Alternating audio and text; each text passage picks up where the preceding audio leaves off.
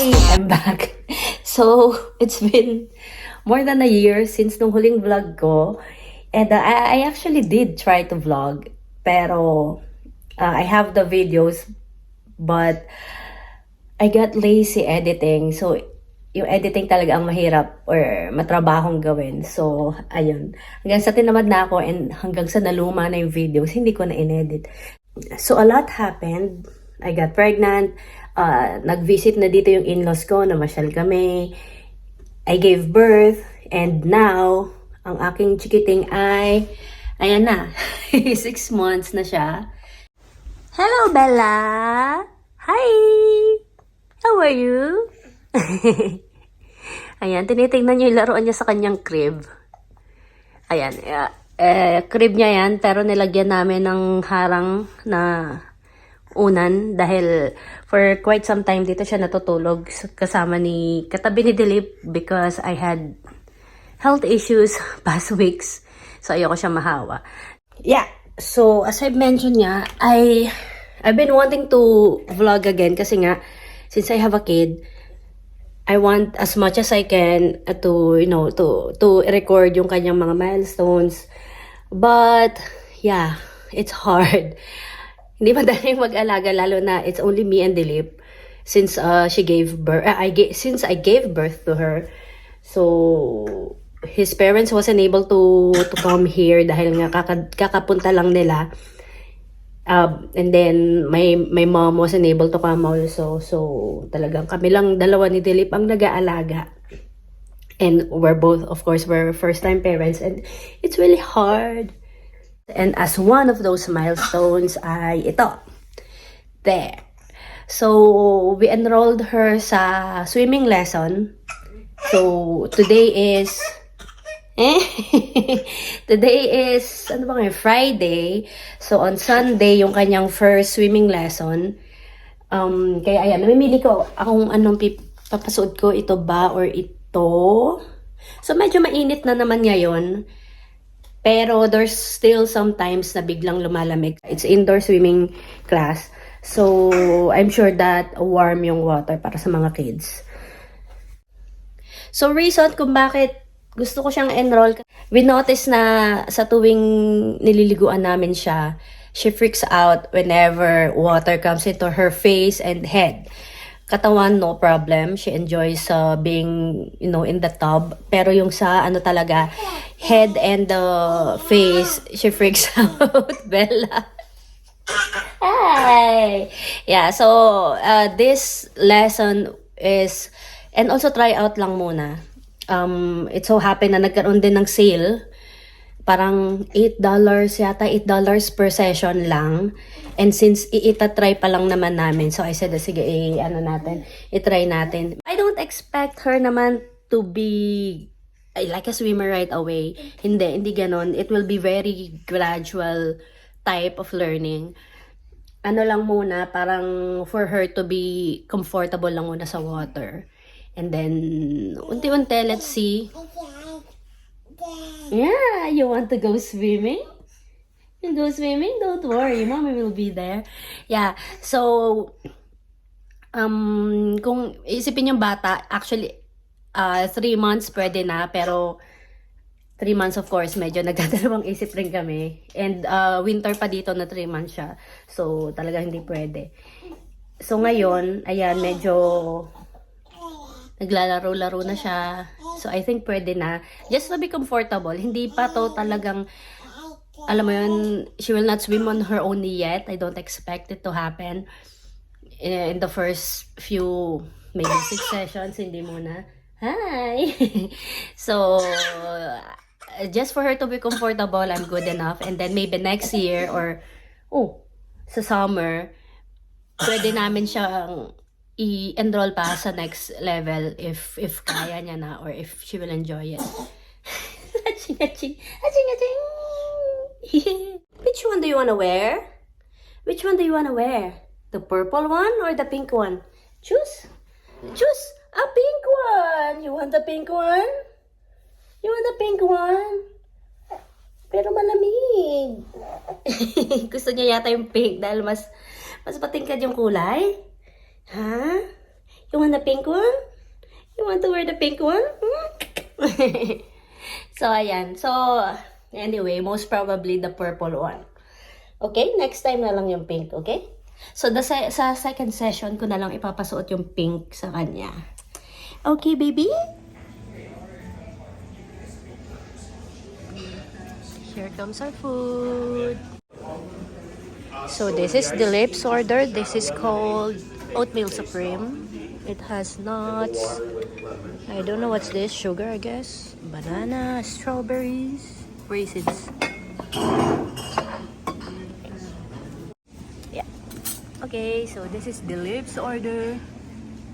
And this is mine. Strawberry French toast and a side of scrambled egg. And Bella's there. Hi, Bella! And it's cheaper because it's $9 per meal only. Can I pour milk or anything? So let's hope that my blood sugar will not spike up again. Well, you gave your test already. Yeah, actually, we just came back from the, what do you call this? Hospital. Hospital for my blood extraction because the doctor advised me to get the physical exam, like a total physical exam, because I've been having lots of problems after giving birth. And one of those is having high blood sugar. And yeah, I'm getting this. Try this. It has strawberry along with it.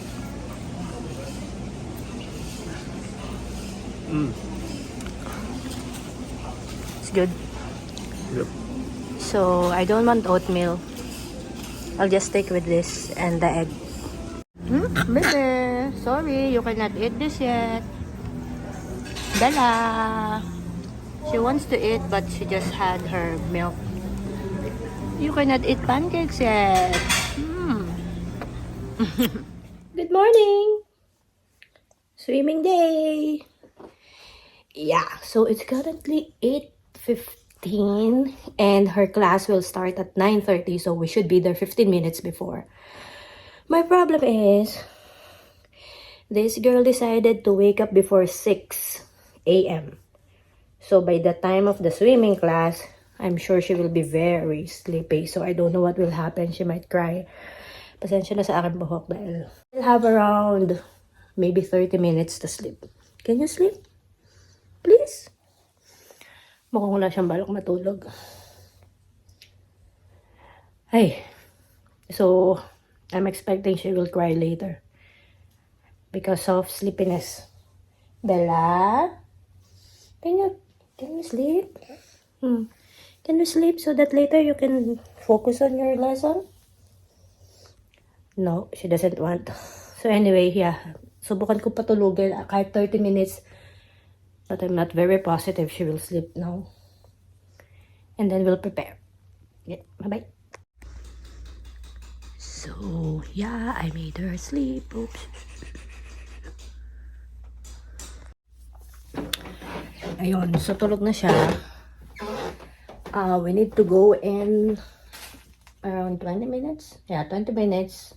And yeah, I already wore my swimming attire because for babies like her, parents should be in the pool with them. So, kami yung hahawak habang tinuturuan.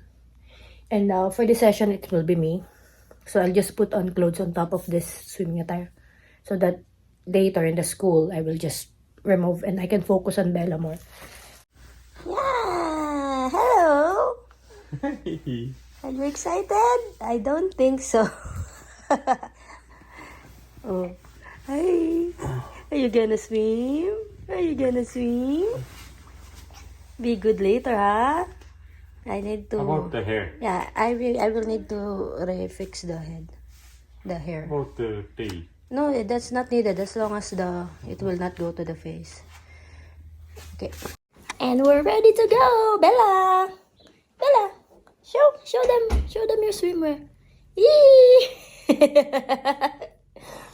So cute. We'll go now. Do you want to bring a toy? We will leave that, huh? That's not a toy. Okay, come on.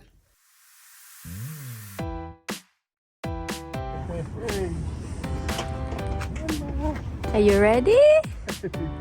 My God. Please don't cry. Come on. Come on. So, this is her school. Her first school. Ito na yung swimming area. So, yung lalaking nakaitim, iyan yung instructor for the day. And pinapaliwanag niya lang sa akin dyan kung paano kami mag-e-enter or bababa sa pool. Pero since hindi pa kayang umupo ni Bella mag-isa, kinailangan niya munang i-assist or hawakan si Bella bago ako bumaba. And kung makikita nyo, ayan, may pinapakita siya kay Bella. Isa yan sa mga laruan na naka-float around. So, madaming lumulutang dyan. You can take anything for the kid para hindi sila mainip or para hindi rin sila matakot. As part of the lesson, the parents and the babies will sing nursery songs together with some hand gestures that will help the babies be comfortable in the water and help with their skills like what you see in the screen now. So ito yung ilan sa mga exercises na tinuro ng instructor na i-practice with Bella. And as you can see, hindi ko masyadong nilulubog pa yung mukha ni Bella kasi nga ayokong mabigla siya or matakot siya. Dito nakikita kong nag-i-enjoy na si Bella. Hindi siya umiiyak kahit na nababasa na yung mukha niya. Nilulubog ko na yung chin niya. Unlike kapag naliligo siya, talagang nagwawala siya kahit konting basa lang. Hi! So we're done and Bella is so hungry. You're a very good girl, Bella. You enjoyed? She's smiling. To celebrate Bella's good job, first lesson, good job, Mommy and Daddy will drink coffee. So this is our first time in this area, Deerfields Bakery. It looks nice. It looks nice. So let's see.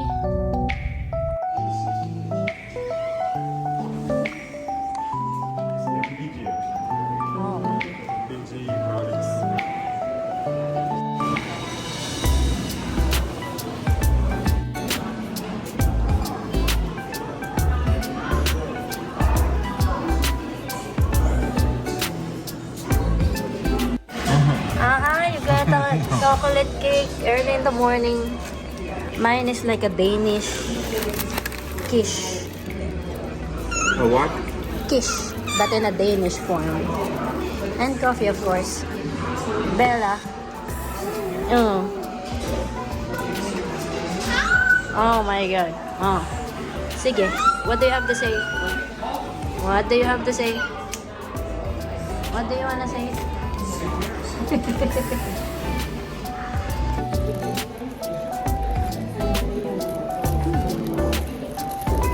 has Gruyere cheese. No, I don't know what type of it.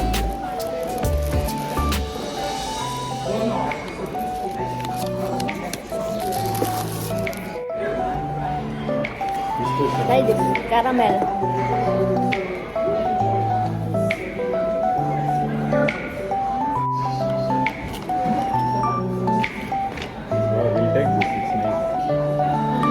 We're home. So, kailangan ko pang magbanlaw. As you can see, I just dried myself and changed clothes. Hello. Did you enjoy swimming? Oh, what's your review? What's your review? Did you enjoy? Is it? Oh my God. Show them your hand stamp. Oh, show them. Show them your whale. Show them your whale stamp. Oops, oops, oops. This is her stamp. Show them, baby. Blue. It's a whale stamp. And mommy got dolphin. So, that wraps up Bella's first swimming lesson.